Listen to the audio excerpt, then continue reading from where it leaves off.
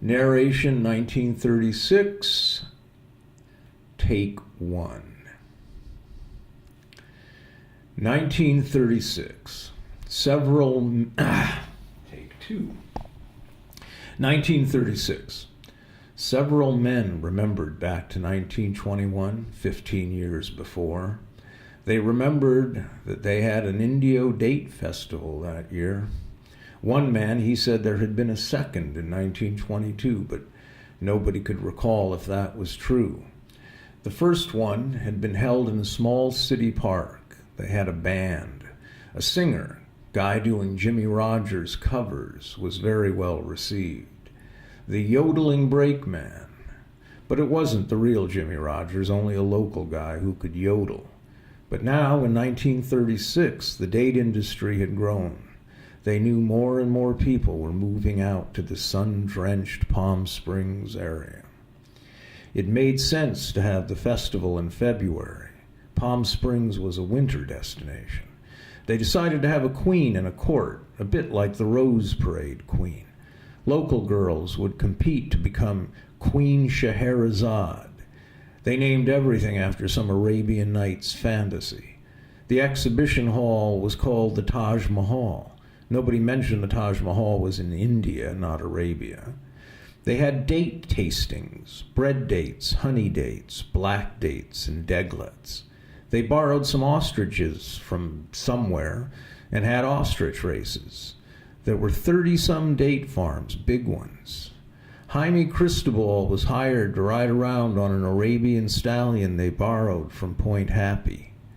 Jaime worked on a local ranch. They paid him 50 cents for the day, but he got free food.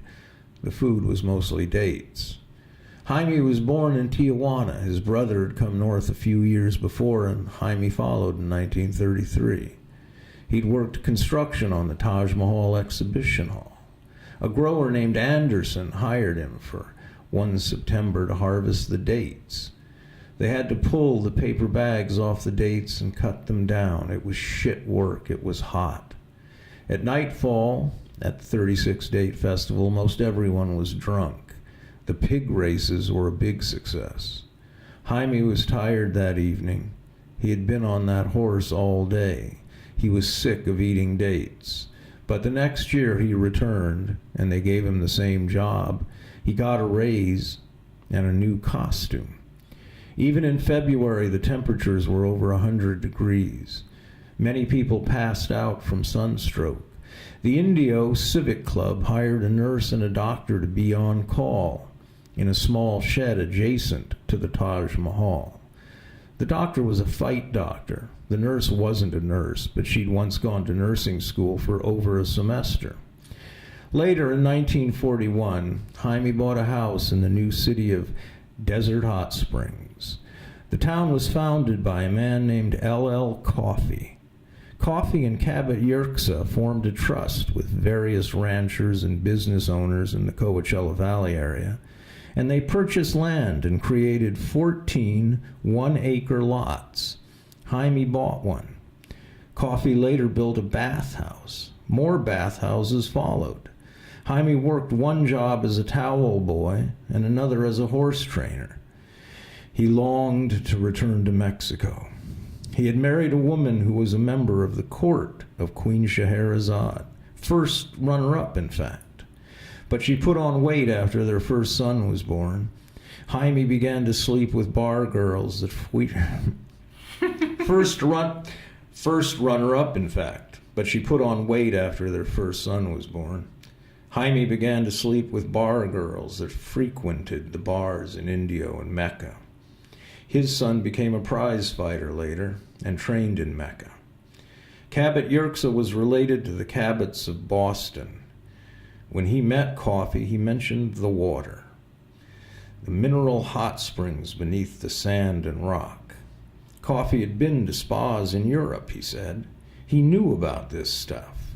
They began to survey the area. It was all about water. The water they tested was rich in minerals. Health was a big topic back then in California. Health foods and exercise and sun. In Desert Hot Springs, they added water. Nearby in the Tahquitz Canyon area of Palm Springs, Boots Bootson, later to call himself Gypsy Boots, was sleeping in caves, eating dates, and bathing in the waterfalls. Coffee knew there was money to be made in health. The town built a high school in the 1940s. Mostly Mexican kids went there and poor whites. This was where the children of the kitchen workers from Palm Springs lived, those who cut the lawns in La Quinta and Indian Wells.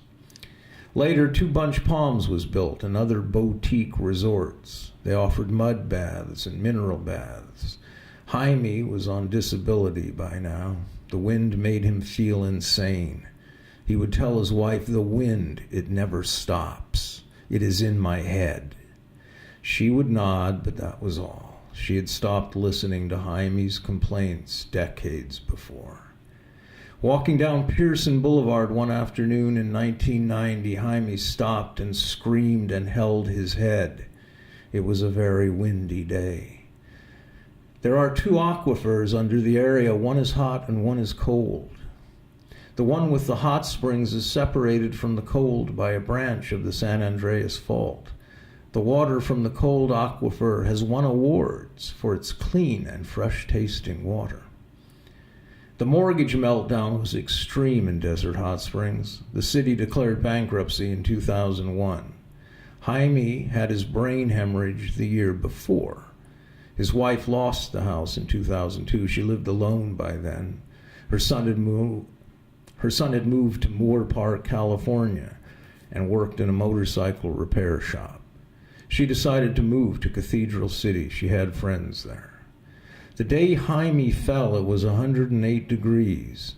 When he stopped and clutched his skull between his hands, Jaime saw visions of Red Claw. He saw the Virgin of Guadalupe. He heard the music and singing of celestial bands, and they were playing a song he could remember from the Second Date Festival bandstand. He saw dark purple clouds pass at great speed above the San Gorgonio Pass. The wind cut into his basal ganglia. And fused part of his brain stem. And this wind deposited tiny grains of electrified sand in his hippocampus. And as he dropped to his knees, he could no longer hear his own screams. The Virgin smiled and Red Claw laughed, and the sky opened and a message passed fleeting across what Jaime took to be the heavens. But he could not read it. He knew his brain was going dark, and in moments would go dead. He knew. He called out, but he wasn't sure if any sound came from his mouth. Then he fell face down on the dusty pavement of Pearson Boulevard, and everything was dark.